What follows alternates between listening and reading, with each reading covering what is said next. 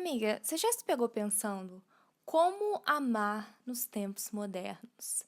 Como encontrar um amor? Como conseguir sustentar relacionamentos, sejam eles românticos ou não, em tempos tão caóticos como os que a gente vive hoje em dia?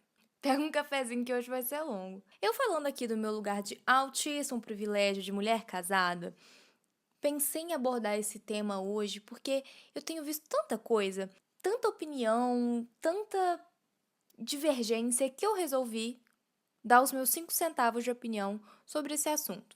Como amar no mundo moderno? Será que isso ainda existe? Será que existe amor em SP? Tem um livro clássico de ficção científica que se chama Admirável Mundo Novo, do Aldous Huxley.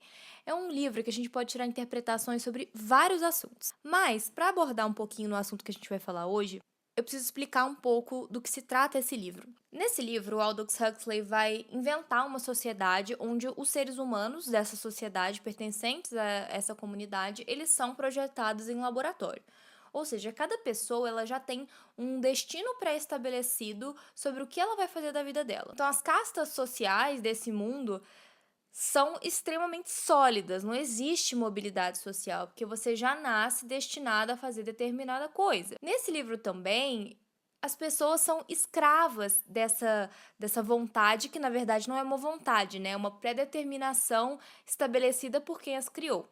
E aí que nasce uma grande diferença entre outro clássico, né, da distopia, que é o 1984 do George Orwell, onde a gente tem o grande irmão, que é um grande observador e que controla, ele é um ditador na vida das pessoas. O Aldous Huxley, ao representar essa outra sociedade, ele já tinha chegado à conclusão de que, na verdade, a gente não precisaria de um grande ditador para nos sentirmos escravos do nosso próprio destino. Huxley previu que nós defenderíamos as barras da nossa própria prisão. Parece uma grande viagem, mas eu prometo para você que vai fazer sentido.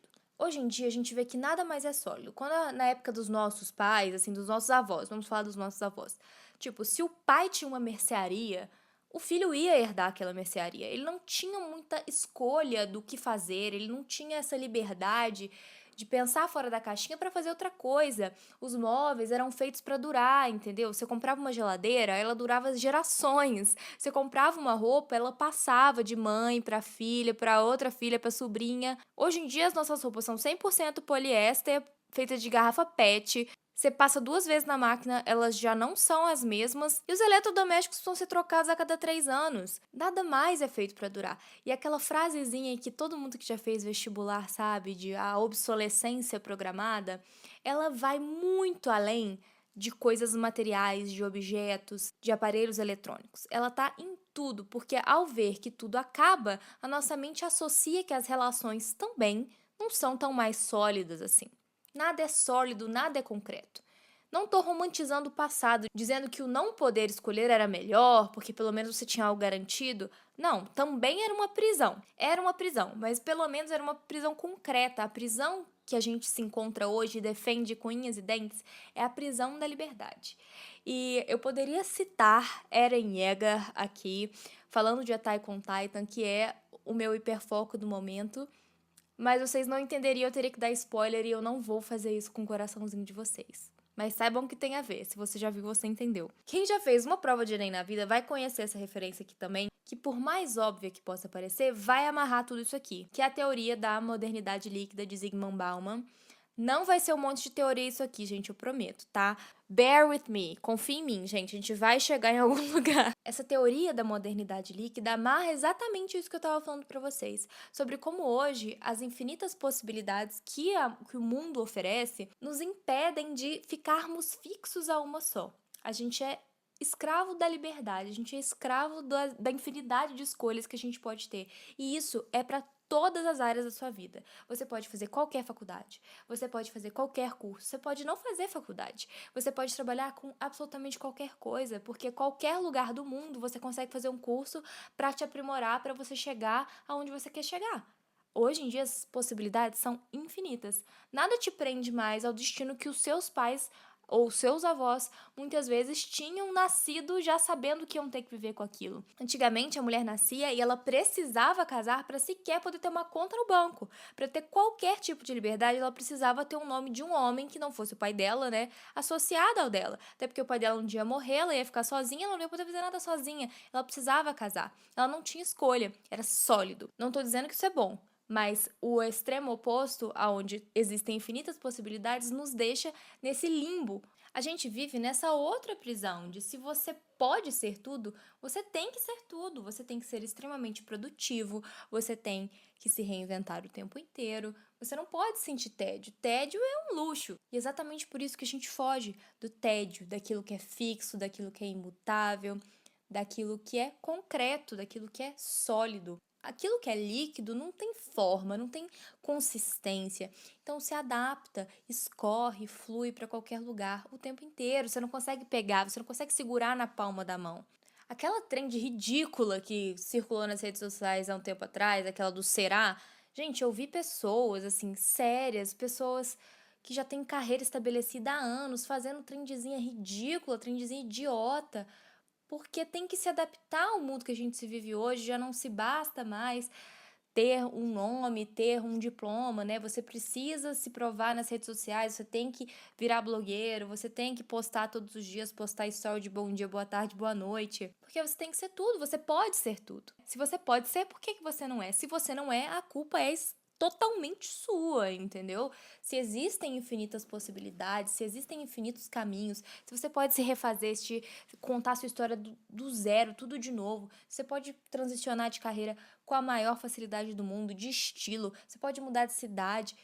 Por que você não tá fazendo isso ainda? Por que que você tá parado? Por que que você tá aí no tédio? O tédio, ele virou um luxo porque nessa sociedade da produtividade, a gente não tem tempo para ter tédio, a gente não tem tempo para sentir tédio. Então, quem sente tédio é a pessoa que sobra tempo. E a pessoa que sobra tempo é a pessoa que tem mais dinheiro, geralmente. A gente romantizou essa instabilidade, porque o legal, então, é você ser autônomo. É você ser autônomo porque você faz a sua própria agenda, você não precisa ficar segurando o seu período de férias. O bom é você ser dono da sua própria empresa, entendeu? Não ficar dependendo de chefe, não ter que ficar ouvindo ordem, você põe lá a sua ética, a sua moral, os seus princípios, você vende o que você quiser, na hora que você quiser, da forma como você quiser, com o layout que você quiser. Olha que linda essa liberdade. O legal é, não, eu não vou comprar imóvel mais porque eu não sei se eu quero morar nessa cidade, porque eu posso morar em tantas cidades ao redor do mundo, eu posso mudar de país, por que que eu vou comprar um imóvel? Não é que você é sem teto. Não é que você não tem nem onde cair morto, você tem liberdade geográfica. Não é que você não quer namorar, você é desapegado, entendeu? Você quer viver experiências.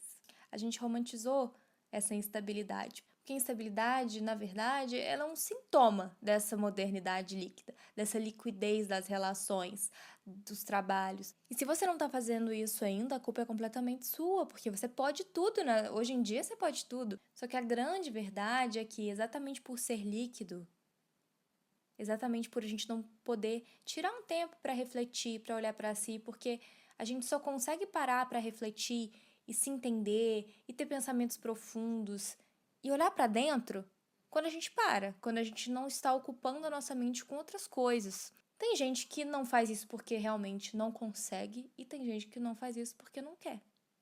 A água agitada, quando a água está agitada, assim, pensa numa correnteza. A água agitada, você não consegue ver o fundo. A água em movimento, o tempo inteiro, você não consegue ver o fundo. É isso. É uma anestesia. É um caminhar pela vida sem profundidade. Em tudo. Porque, pensa bem, se você nem se conhece, se você não é capaz de parar no seu tédio para refletir, para se entender, como é que você quer ter um relacionamento? Como é que você quer ter profundidade com outra pessoa se você não é profundo nem consigo mesmo? E nisso, a gente vai ficando exausto de nadar nesse mundo de possibilidades infinitas, é tanta coisa que a gente pode fazer. Eu tenho que acordar de manhã para fazer devocional e aí depois eu vou, faço uma corrida, aí depois eu vou para musculação, aí eu volto, tomo meu café da manhã, tomo meu whey, tomo minhas vitaminas e aí eu vou, trabalho. porque o trabalho dessas pessoas da internet, por exemplo, é de 10 às 3 da tarde, né? E aí eu saio depois do trabalho, eu encontro uma amiga, a gente toma uns drinks, a gente janta, aí eu volto pra casa, faço meu skincare, faço meu everything shower e leio um livro antes de dormir. Eu preciso conseguir fazer isso tudo porque eu posso. Então, se isso está ao alcance do meu braço, eu tenho que poder fazer, senão a culpa é minha. Antigamente, e novamente, gente, eu não tô romantizando épocas antigas, é só comparativamente o estilo da sociedade e como que tem coisas que a gente pode aprender com antes e tem coisas que a gente tem que preservar de agora. Antigamente, as pessoas tinham uma ambição limitada porque as possibilidades eram limitadas. Hoje em dia, a gente pode até ter uma grande ambição, porque as possibilidades são infinitas. Mas a verdade é que continua sendo, os recursos continuam sendo limitados, a saúde mental, o tempo, o dinheiro, mas a gente é o tempo inteiro inundado desse monte de possibilidade, desse monte de cobrança e pensamos que precisamos atender porque podemos, porque é possível. Antes era impossível você não trabalhar com a mesma coisa do seu pai, era impossível você criar um empreendimento do zero só porque você quer com 18 anos. Quando tudo é possível, escolher é uma tortura. E isso faz uma relação lá com o meu primeiro episódio do não saber desistir. As infinitas possibilidades que nos sufocam, porque a gente sabe que ao escolher algo, a gente abre mão de outras 30 outras versões e possibilidades. E você se cobra não só pelas possibilidades que você perdeu, como pela qual você escolheu. Tipo, se eu escolhi errado, a culpa é totalmente minha, porque eu tinha. Olha quantas opções eu tinha. Isso sufoca. Isso gera medo. Isso gera medo de você ter uma escolha profunda, fixa, convicta, porque depois vai cair tudo sobre você. Olha, se você escolheu errado e você se ferrou por conta disso, a culpa é completamente sua, porque você tinha N possibilidades. No mundo moderno, você tem 1 milhão de possibilidades. Então, se você escolher errado, a culpa é sua. Você não pode culpar o sistema, você não pode culpar a sua família, você não pode culpar a sua criação. A culpa é sua, porque no mundo moderno você pode ser qualquer coisa. Então, você tem que ser tudo. Você tem que ser capaz de ser tudo. E é de se pensar, né, que se a escolha é infinita, se as possibilidades de escolha são infinitas, nada é de fato definitivo. Se eu decidir por uma profissão hoje, mas eu tenho outras 1 milhão de possibilidades. Essa profissão que eu escolhi hoje não é definitiva. Na época da minha mãe, por exemplo, ela teve que escolher uma profissão e ela mesma falou no episódio lá de Não Desistir que ela é uma pessoa de uma época em que você escolhia uma coisa e você trabalhava naquilo pro resto da sua vida. Não existia essa possibilidade de, não gostei, quero fazer outra coisa. Inclusive, uma amiga minha veio falar comigo esses dias de uma amiga dela que eu não lembro dos detalhes, então vou inventar, tá? Mas é só pra vocês entenderem o paralelo. Era uma pessoa que tinha um trabalho muito bom, ela era super bem sucedida, ganhava bem, e ela falou assim: ai, nossa, mas esse trabalho não é o que eu gosto de verdade.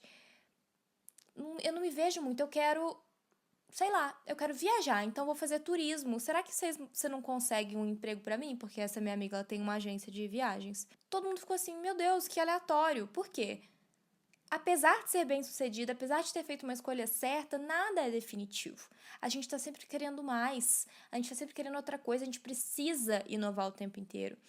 A gente precisa mudar, a gente precisa aproveitar as outras chances, já que são infinitas. Se as possibilidades são infinitas, nada é de fato definitivo. A gente rejeita aquilo que é sólido, aquilo que é concreto, aquilo que é seguro, pela eterna possibilidade. Então, não, eu não vou me comprometer a fazer um financiamento de um apartamento, que é algo sólido, concreto, compromisso, que vai me prender, se eu posso ser eternamente livre de poder escolher morar em um apartamento a cada mês, em uma cidade a cada mês, em um país a cada mês. Consequentemente, já que eu preciso que as possibilidades continuem estando ao alcance da mão, eu não posso me aprofundar de fato em nada. Eu não posso investir muito nessa carreira aqui, muito dinheiro, muito tempo, muita energia, porque se eu precisar desistir, se eu precisar escolher outra coisa, eu não vou ter investido tanto, eu não vou ter me dedicado tanto. Eu não vou me entregar muito nesse relacionamento, porque Se surgir outra pessoa, eu vou manter as portas abertas, porque aí se surgir outra pessoa, eu consigo simplesmente sair desse relacionamento e engatar em outro, sabe?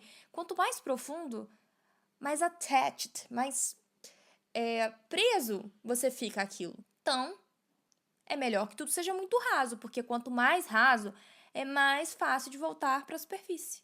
Quanto mais raso, quanto mais superficial, mais fácil de sair. Você não investiu tanto naquilo, você não deu tanto de si, você não investiu tanto dinheiro, você não estava quase lá com a água no pescoço. Quando você tá com a água por aqui, meu filho, para você voltar, você tem que andar pra caramba. Por isso eu vou só botar meu pezinho. Eu vou só botar o pezinho. Porque aí qualquer coisa, se alguma coisa, no momento que algo me desagradar, no momento em que aparecer uma oportunidade melhor, é só eu virar as costas e sair, eu já tô na beira. Aí você junta isso da romantização da instabilidade, da romantização da liberdade, da suposta liberdade, com uma sociedade que romantiza também a produtividade extrema. Então você tem que estar o tempo inteiro trabalhando, você não pode descansar, você não pode ter ócio. O ócio te traz culpa, o tédio te traz culpa, porque você não pode se dar ao luxo de parar de trabalhar. Porque enquanto você está descansando, tem outro trabalhando. Trabalha enquanto eles dormem, não é isso? Consequentemente, você não tem tempo para investir em coisas que não sejam relacionadas à produtividade. Então, se sair com as minhas amigas vai me fazer sair da dieta, vai me fazer perder o lifestyle wellness que eu prego, se dormir tarde para ir no cinema com meu irmão vai me fazer não conseguir acordar às 5 da manhã para eu ir correr, eu não vou. Mas o medo associado a coisas fixas, associado à concretude, mais uma competição extrema que existe, que está associada à produtividade também, mas a competição que só existe por conta da quantidade de informações que a gente consome no dia a dia. A gente não deveria ter tanto acesso à vida das pessoas quanto a gente tem através das redes sociais. É uma competição eterna e injusta com o que a gente vê nas telas, mas a falta de tempo que vem disso tudo junto, não há espaço para intimidade real. Não há espaço para desenvolvimento de relações profundas, de conexões profundas. As pessoas, elas querem o amor sem o risco de se associar a alguém. Porque, sabe aquela... eu não sei se agora é uma pintura, se é uma apresentação. É uma obra de arte, assim. De duas pessoas, que as duas pessoas seguram uma flecha. Vou tentar descrever. É um homem e uma mulher, eles estão ambos com arco e flecha na mão, de forma que, se um soltar, eles se matam, uma coisa assim. Eu esqueci de pesquisar isso porque veio na minha cabeça agora, por isso que eu não tô sabendo falar. Mas o amor, ele é exatamente isso. O amor, amar é um risco. É um risco. E não necessariamente é um risco de você sofrer porque a pessoa vai ser vacilona com você, porque a pessoa vai te trair. Mas é um risco porque você se torna vulnerável para alguém que é defeituoso. Todo mundo é. Não somos, todos, imperfeitos. Ao confiar em alguém imperfeito, você está colocando na mão daquela pessoa a capacidade, a habilidade de te ferir, de propósito ou não. Ou às vezes simplesmente da pessoa, sei lá, morrer. A gente fica tão aterrorizada, eu não, porque não é o medo que eu tenho, mas eu vejo tantas meninas aterrorizadas, nossa, tenho tanto medo de ser traída, tenho tanto medo de me envolver com alguém, essa pessoa me trair, essa pessoa mentir pra mim. Gente, eu acho que muito pior do que isso é você amar alguém e a pessoa morrer. É o meu pior medo hoje. Hoje, casada, completamente apaixonada pelo meu marido, eu não tenho medo dele me trair, eu não tenho medo dele me enganar. Meu maior medo é ele morrer. E as pessoas, elas querem esse amor, elas querem sentir o amor, porque amar é muito bom, se apaixonar é muito bom, beijar na boca, ter química com alguém, transar, é ótimo. As pessoas querem isso, sem o risco associado à concretude, sem o risco do amor de verdade, da profundidade real, sem o risco de permanecer e sem o custo de manutenção.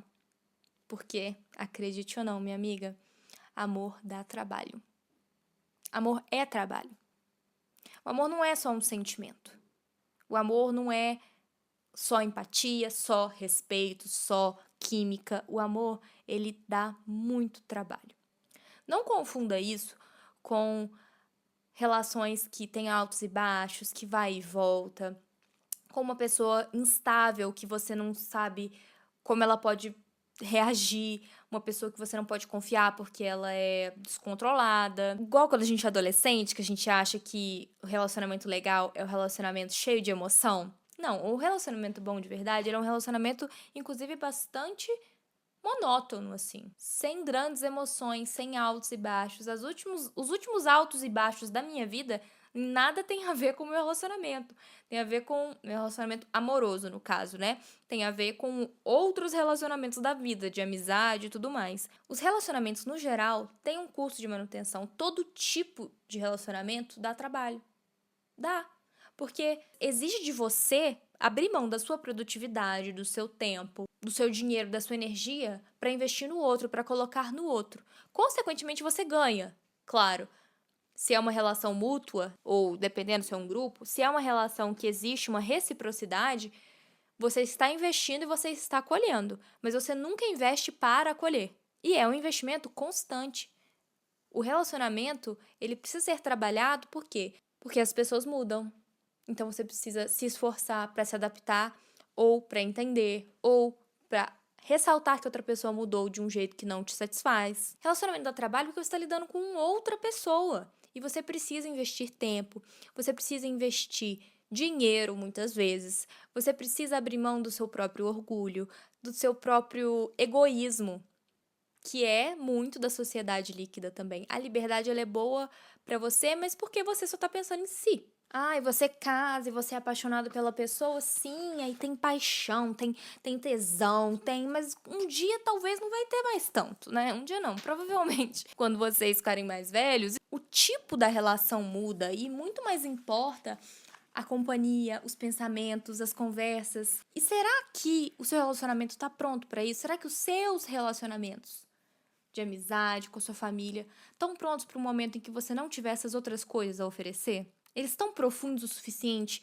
para estarem fincados assim, ó, com fundamento para poder passar um monte de água turbulenta e vocês continuarem? Isso dá trabalho, gente. Estabelecer esses fundamentos dá muito trabalho. Por isso que quanto mais velho a gente fica, menos amigos a gente tem. Porque a gente tem menos tempo. Na agenda do meu marido, por exemplo, ele tem um dia, dois na semana que dá pra fazer alguma coisa, dá pra sair, dá pra encontrar alguém. Aí um desses dias a gente fica junto. E o outro, a gente tem que fazer um gerenciamento pra ver com quem que a gente vai passar. Não que a gente seja, e todos querem ficar com a gente. Não, porque todas as pessoas fazem esse processo. Só tô dando um exemplo da nossa vida, né? Se o único dia a gente tem que ir ver a família dele, ou ver a minha família, ou ver alguns dos nossos grupos de amigos, que são pelo menos uns 4, 5. Então, como que você investe nos seus relacionamentos se você não tem tempo? Se o seu tempo para ver o seu amigo é uma vez no mês. Por isso que eu falo que dá trabalho. E às vezes aquele outro dia que a gente vai usar para sair com alguém, ele só queria ficar em casa dormindo, porque ele tá cansado. E aí ele passa por cima do cansaço para investir em outra pessoa, seja para a família dele, seja para minha família, seja para mim. Por isso dá trabalho. Dá trabalho você tentar se colocar na cabeça do outro para agradar o outro.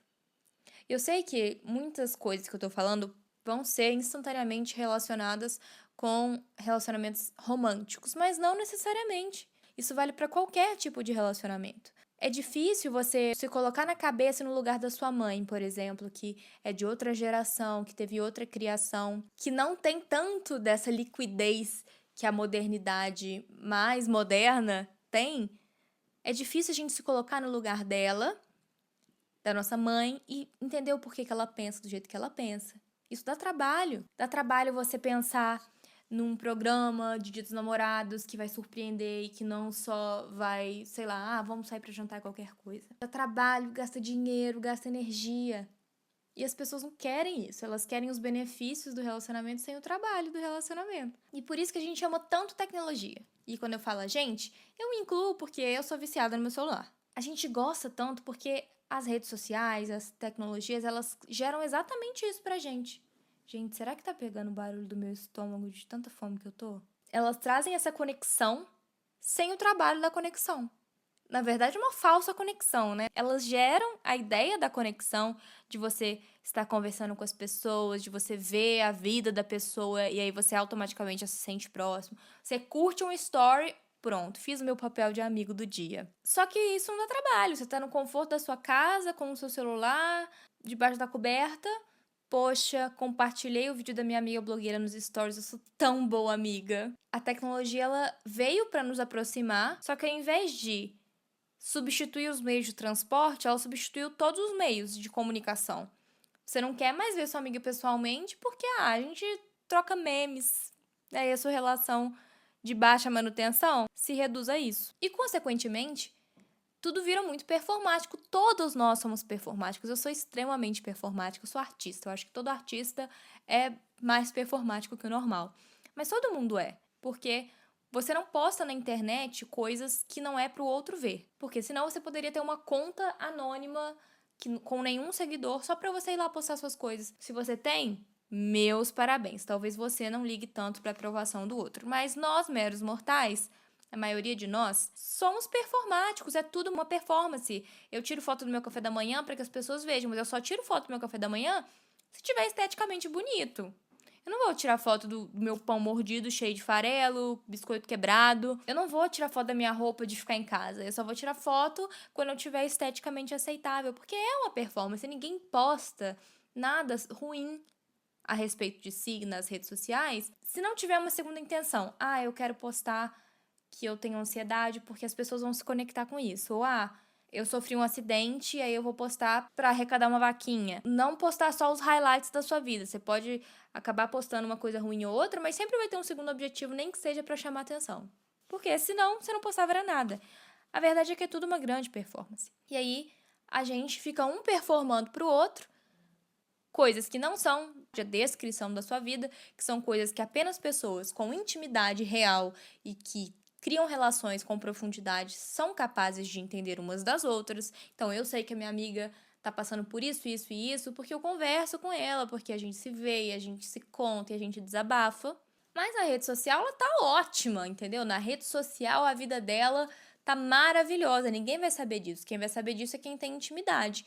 E não que você tenha que ter intimidade com a sua rede social inteira, mas a gente acaba gerando falsas interações, falsas relações totalmente superficiais, rasas e que não fazem diferença na nossa vida, que não são intimidade real. E exatamente por ter essa performance, por ter essa capa, por ter esse show que a gente posta o show da nossa vida, a gente desaprendeu a lidar com aquilo que é imperfeito. A gente desaprendeu a lidar com os defeitos dos outros. Quando alguém te mostra um defeito, é instantaneamente um motivo para você se afastar. Porque na rede social todo mundo é perfeito. Na rede social a vida de todo mundo é maravilhosa. E aí quando chega na vida real, quando você se depara com a realidade, te dá um break, assim, vira uma chave, tipo assim, não, então eu não quero essa pessoa. Qualquer defeito no seu relacionamento é motivo para terminar. Qualquer erro do marido, divórcio. É assim, porque é tudo líquido, é tudo fácil de se desfazer, porque nada é permanente mais, porque possibilidades são infinitas. Vocês estão entendendo a minha linha de raciocínio? Tá fazendo sentido essa junção de fatores? Pra mim, o que deixa muito óbvio são essas pessoas, essas mulheres no TikTok que ficam dando dicas de relacionamento, conselhos amorosos, do tipo, se o seu marido não abre a porta do carro pra você, ele não te ama, ele não te respeita. Ele não te vê como uma mulher de valor. Se o seu marido não faz isso, não faz aquilo, nanana, ele não te ama. Criando caraminholo na cabeça das pessoas. Ai, porque se a sua amiga não te dá presente de aniversário, ela não é sua amiga de verdade. Se ela faz isso, isso, aquilo, ela tem inveja de você. O imperfeito, ele é o exato retrato da realidade. Todos somos imperfeitos. Não gostaríamos de ser, tenho certeza. E é exatamente por isso que a gente só posta e só mostra aquilo que a gente considera muito legal a respeito de si. A não ser, como eu disse, que exista alguma segunda intenção por trás. Consequentemente, quando você se depara com uma relação real que é imperfeita, com uma pessoa que é cheia de defeito, porque você também é cheio de defeito, você fala, ai, não quero. Prefiro só interagir com as pessoas na rede social, porque na rede social todo mundo é perfeito, maravilhoso. Na vida real, eu vou namorar com alguém, aí eu vou ver a pessoa no dia a dia. Aí eu vejo que a pessoa não escova o dente toda hora. Não quero mais. Terminado. Não quero mais, terminei. Aí, já que eu tenho 1 milhão de possibilidades, eu não preciso me fixar com esse aqui, né? Já que eu tenho 1 milhão de possibilidades, eu vou aqui ver outro. Esse aqui é bonito, esse aqui é legal, na rede social, perfeito. Vai pra vida real, Nossa, mas ele é fã de anime. Esquisitinho, hein? Esse cara é esquisitinho. Vou terminar, vou ficar com outro. Consequentemente, você nunca vai chegar no fundo de ninguém. Porque a água tá sempre, ó, balançando, se mexendo, em movimento, você não enxerga o fundo. E às vezes as pessoas nem querem, porque para elas é muito melhor ser escravo da liberdade. Tudo isso veio para mim, gente, porque eu assisti um filme. Um filme me atravessou nessa semana. O nome do filme é Chungking Express, ou Amores Expressos, em português, traduziram para isso. É um filme de 1994 que, assim, brilhou uma perspectiva, aqueceu meu coração a respeito do amor. Eu sou uma romântica incurável. Eu tava tentando lembrar da tradução de Hopeless Romantic. Eu sou uma romântica incurável. Eu sempre amei filmes de romance. Eu escrevo romance, eu vivo o romance mais lindo já imaginado. Eu sou rodeada de casais que me inspiram nessa questão do romance, de casamentos maravilhosos ao meu redor. Então eu sou fã do amor, tá, gente? E esse filme, pra mim, foi um respiro. Porque essa sociedade que eu descrevi pra vocês é exatamente a sociedade que eu vivo também. E apesar de ter andado um pouco na contramão, por ter me casado cedo, por ter planos de me estabelecer de forma fixa em um lugar, de ter imóvel, de ter uma casa, de ter filhos. Filhos é a coisa mais concreta que você pode fazer na sua vida. Eu acho que isso está muito relacionado à minha personalidade, por ser uma grande apaixonada e romântica, e isso não tem nada a ver com o fato de eu nunca ter me decepcionado com amor, porque eu já me decepcionei com amor algumas vezes, não muitas, algumas vezes, mas eu nunca desisti do amor, eu nunca desacreditei porque uma pessoa falhou comigo ou porque outra falhou comigo. Então, viver nesse mundo desse jeito e assistir um filme desse, ai, um respiro pra alma. Espero que seja um respiro pra alma de vocês também. E eu espero não chorar, porque eu chorei com esse filme. O que que conta esse filme Chungking Express? Eu vou dar spoiler, tá, gente? O filme é de 94. Se você não viu, vá assistir, tá? Mas assim, a premissa não tem nada demais, então não vai ser um grande spoiler. Eu vou contar o que acontece, mas você precisa assistir e sentir. Não vai fazer muita diferença se eu te falar das coisas que eu vou falar, né? Ele vai acompanhar a vida basicamente de 4 pessoas, ele é dividido em 2 etapas. Na primeira etapa, a gente vai acompanhar um policial. Esse primeiro policial, ele tá passando por um término de relacionamento de uma pessoa que ele era muito apaixonada, a pessoa dá tipo um ghosting nele. O aniversário dele é dia 1º de maio, e pra tentar fazer, isso é uma grande metáfora, né, mas pra tentar fazer com que o relacionamento não expire ou não termine, ele compra abacaxi enlatado com data de vencimento para o dia 1º de maio. É porque ele fala que no dia que esses abacaxis vencerem, vai ser o momento em que o relacionamento dele venceu também. E é claro que isso é ele se segurando nesse relacionamento. Para ele foi tão significativo que ele não quer deixar ir. E aí, ele fala uma frase que foi muito legal, e aí eu vou traduzir livremente aqui. Você passa por tantas pessoas todos os dias da sua vida. Algumas delas você nunca vai saber nada sobre, mas algumas outras podem se tornar seus amigos algum dia. Que diferença um dia faz? Ai, eu quero chorar. Ai, eu sou tão dramática, né? E esse mesmo cara, ele fala como quando ele esbarrou com uma mulher que vira o interesse romântico dele. Uma mulher com peruca, óculos, que representa uma pessoa fechada, mascarada, não disposta, né? Não aberta para o amor. Ele ficou a 0,01 centímetro de distância dela, que naquele momento ele se apaixonou por ela instantaneamente. E é engraçado pensar, né, como 0,01 centímetros podem mudar a sua vida completamente, se a gente prestar atenção e estiver disposto a trabalhar por isso. Quando eu conheci o Diego, meu marido, eu encontrei com ele na rua, saindo do restaurante universitário. Eu tava prestando atenção. Esse primeiro policial, ele vai se apaixonar por ela, por essa mulher, que na verdade vai ter um grande significado na vida dele, momentâneo. Não é um relacionamento que vai ter uma durabilidade. E eles nem têm um relacionamento de fato, ele só cuida dela por uma noite. No dia do aniversário dele, ele tem certeza que ninguém vai ligar, mas ela liga. E aí, naquele dia, gente, eu tô querendo chorar, que saco! Ele sente um amor, desperta ele do luto que ele sentia pela ex-namorada que fez ele comer 1 trilhão de abacaxi enlatado. Naquele momento ele prestou atenção. Ele fala, né? Se a minha memória tiver uma data de validade, tomara que seja 10 mil anos. Porque ele quer se lembrar dela, desse amor que Por mais que tenha sido expresso, rápido, foi profundo e significou coisas pra ele porque ele prestou atenção e porque ela prestou atenção. E esse primeiro policial faz uma coisa muito interessante que ele fala que quando ele tá muito triste, ele corre, porque aí ele vai suar e não vai ter líquido no corpo dele suficiente pra chorar. Eu achei isso muito interessante, porque o amor de verdade ele dói, ele causa isso. Você se torna vulnerável pro outro, consequentemente, você dá ao outro a capacidade de te doer, te fazer ter que correr pra não chorar. Um tempo depois, ele esbarra, ele fica 0,01 centímetro de distância de outra pessoa. E ele fala, e naquele dia ela se apaixonou por outro. E aí a gente entra na segunda parte do filme, aonde a nossa personagem vai se apaixonar por um outro policial. Esse outro policial, ele tem um relacionamento, ele tem uma namorada, e a namorada termina com ele. E ele fica completamente, ele vira um fantasma da própria vida, vagando, trabalhando, sem um grande objetivo, porque ele sente muita falta da ex-namorada e ele vive assim, refém da própria rotina. E a nossa protagonista desse momento se apaixona por ele, assim, acha ele um bonito e ela é toda esquisitinha, assim. Em certo momento, a ex-namorada desse cara manda uma carta pra ele com a chave do apartamento dele, que ela tinha, devolvendo a chave. E ela deixa no lugar que essa mina trabalha, que é uma lanchonetezinha assim de madrugada. E quando ela pega a chave do apartamento dele, ela tem a ideia de começar a ir no apartamento dele. E ela vai, ela explora nas primeiras vezes e depois ela começa a cuidar dele indiretamente. É uma metáfora também. Ela começa a o sabonete dele tá acabando, ela troca o sabonete por um sabonete maior. Ela troca o pano de chão dele, que tá um trapo, ela compra um novinho.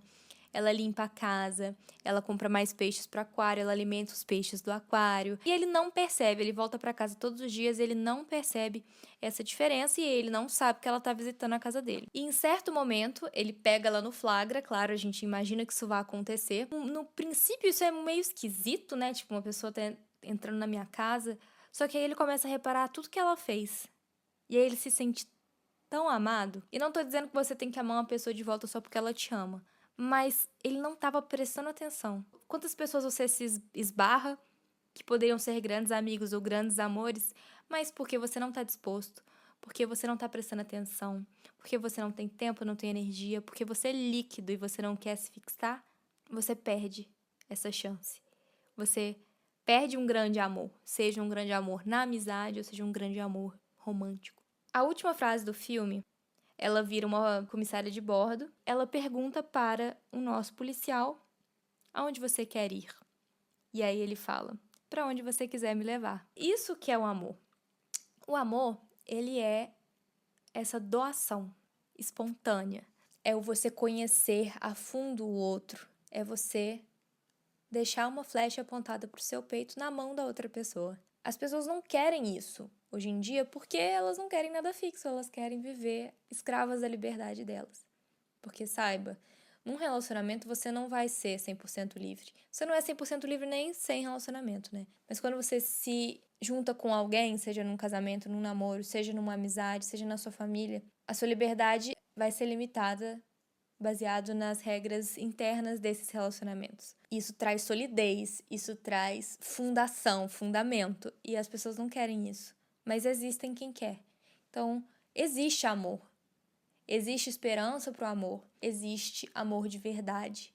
Se você estiver disposto a prestar atenção e a trabalhar por isso. Porque não adianta você encontrar um amor, você esbarrar em alguém a 0,01 centímetros e dar atenção e prestar atenção, mas não estiver disposto a trabalhar por isso. Não adianta você se anestesiar, se distrair com rede social, com trabalho, produtividade, mais trabalho, mais trabalho. Porque isso nunca vai te levar ao amor, porque o amor ele não é utilitário dessa forma. Essas coisas, elas são utilitárias, o amor não é. Então ele não vai entrar nessa sua equação. O amor de verdade, profundo, a intimidade de verdade, ela não é líquida, ela é bem sólida. Para você conseguir isso, se é que é algo que você deseja, que você sente, que olha, eu não sei o que seria de mim sem o amor. Sem o amor do meu marido, sem o amor da minha família, sem o amor dos meus amigos. Eu amo o amor, eu amo o amor. Para você ter isso, você tem que parar de ser raso. Parar de querer não se esforçar, de querer fazer o mínimo, de ter amizades, relacionamentos de baixa manutenção. Se relacionar dá muito trabalho, você tem que negar, você tem que ceder. Você tem que fazer pelo outro antes de fazer por você. Você tem que fazer sem esperar receber de volta. E não é qualquer um, de fato, que está disposto a isso. Mas quando você encontra alguém que tá, já faz valer a vida inteira. E esse filme fala disso. Isso tudo passando por George Orwell, Zygmunt Bauman e um filme de 1994. Para falar para vocês que amor existe, que o amor vale a pena, que você precisa parar para prestar atenção ao seu redor e se esforçar e trabalhar por aqueles que você ama e que te amam, para que você possa criar conexões reais e profundas. Analógicas até, eu diria. Olha, a minha mãe me criou. Então você pode pensar que ela é tão romântica e incurável quanto eu. Não sei o que ela vai falar exatamente nesse conselho, mas tenho certeza que vai ser de grande valor para você, minha amiga. O amor. Eu amo falar sobre o amor. Do amor nós fomos formados, pelo amor nós somos movidos e através dele que nós nos expressamos nas diversas relações. Porém, o amor em tempo de fast food, de rapidez, de visualização única ou só por 24 horas, não tem conhecido o que é a semeadura. O amor não nasce só, ele não sobrevive só. O amor precisa de alimento, de incentivo, de convivência, de troca, de proximidade. Em se falando de amor romântico, ele quer renúncia, tolerância, suporte, presença, porém é incomparavelmente prazeroso amar e ser amado. Eu costumo dizer que no casamento, e gosto também de estender aos outros tipos de relacionamento, nós não podemos nos relacionar como se o relacionamento, o amor, ou o casamento, ou o namoro fosse uma caixinha, onde a gente vai pegando dentro dessa caixinha tudo o que nos supre. Não. O casamento, o namoro, o noivado, o relacionamento, a amizade, ela precisa ser essa caixinha, mas onde a gente deposita, vai depositando para quando a gente precisar, naquele momento ruim, naquela fase ruim, a gente deixa abastecida essa caixinha para quando tiver em momento de escassez, tirando, sem alimentar essa caixinha, uma hora a gente fica sem. Porque como diz o pastor Silmar Coelho, o amor nunca morre de causas naturais. Ele morre porque as pessoas não sabem reabastecer a sua fonte. Morre de cegueira, erros, traições e orgulho. Morre por causa das feridas, mágoas, ausência de perdão, morre de solidão, infidelidade, atrofia, fome de carinho e tristeza, não cumprimento das promessas e falta de disposição de resolver os conflitos. O amor morre de desgosto quando se vê trocado por coisas ao perder a importância, morre quando para de dar e passa a exigir, morre quando prefere companhias de estranhos, sufoca, cobra e deixa de ser um servo e se torna um senhor. A gente tem que procurar o amor, como diz o Carlos Drummond de Andrade, quando encontrar alguém e se esse alguém fizer seu coração parar de funcionar por alguns segundos, preste atenção, pode ser a pessoa mais importante da sua vida. Se os olhares se cruzarem, neste momento houver o mesmo brilho intenso entre eles, fique alerta, pode ser a pessoa que você está esperando desde o dia em que você nasceu. Se o toque dos lábios for intenso, se o beijo for apaixonante, os olhos se encherem de água, neste momento perceba, existe algo mágico entre vocês. Se o primeiro e último pensamento do seu dia for essa pessoa, se a vontade de ficar junto chegar a apertar o coração, agradeça. Deus te mandou um presente, o amor. Por isso, preste atenção nos sinais. Não deixe que as loucuras do dia a dia o deixe cego para a melhor coisa da vida. O amor exortado, o livro Pequeno Príncipe, ele fala assim, é loucura odiar todas as rosas porque uma te espetou. E mais um pouquinho na frente ele fala, perder a fé em todas as orações porque uma não foi atendida. Espero que na tua caminhada não cometas essas loucuras, lembrando que há sempre uma outra chance, uma outra amizade, um outro amor, uma nova força, para todo o fim, o recomeço. Por isso ame, esteja aberto a amar, aos sinais, às entregas, à busca, a ser encontrada, a ser escolhida, a escolher. E eu tenho que finalizar do hino ao amor que nós encontramos, 1 Coríntios 13:14, que diz assim, o amor é paciente, o amor é bondoso, não inveja, não se vangloria, não se orgulha, não maltrata, não procura seus interesses, não se ira facilmente, não guarda rancor. O amor não se alegra com injustiça, mas se alegra com a verdade. Tudo sofre, tudo crê, tudo espera, tudo suporta. É isso que a tia Nara deixou para vocês. Beijo! É isso, amigas. Amaro, viagem total, né? Espero que vocês tenham gostado desse vídeo, desse papo bem cabeça. Eu falei que o vídeo ia ser longo, mas que ia fazer sentido no final. Fala pra mim se você acha que foi viagem demais da minha parte. Eu acho que não, acho que fez sentido, na minha cabeça fez sentido. E eu tenho certeza que só de você sentar pra ouvir esse podcast, do jeito que esse podcast é feito, você é uma pessoa que quer construir relações profundas. Isso depende primeiro de você começar a prestar atenção ao seu redor e trabalhar pelas relações que você já tem. Lógico que trabalhar sozinho não vale a pena, mas você sempre vai encontrar alguém no caminho que está disposto a trabalhar junto com você. É isso, espero muito que vocês tenham gostado desse episódio. Se você está ouvindo pelo Spotify, eu vou pedir para você avaliar esse podcast em 5 estrelas e deixar um comentário caso você queira falar alguma coisa sobre o assunto. Eu acho muito legal quando a gente conversa. Se você estiver assistindo pelo YouTube, eu vou pedir para você dar like, se inscrever no meu canal e a gente se vê na semana que vem para o próximo episódio. É isso, um beijo!